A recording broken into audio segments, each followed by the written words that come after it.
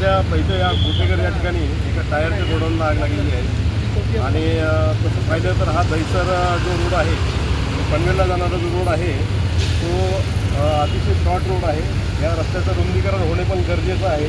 या ठिकाणी हेवी व्हेकल्सची मोठ्या प्रमाणामध्ये वर्दळ असते आणि या ठिकाणी जेव्हा आग लागली तेव्हा आपण फायर ब्रिगेड वगैरे बोलवून फायर ब्रिगेडची पण अतिशय चांगलं काम करून फार कमी वेळामध्ये आग आटोक्यात आणलेली आहे.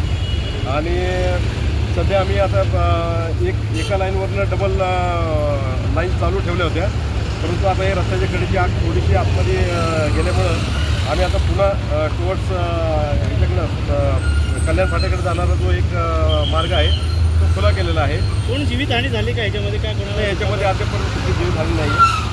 सध्या तरी अग्निशमनाचं दल कसं काम करतं?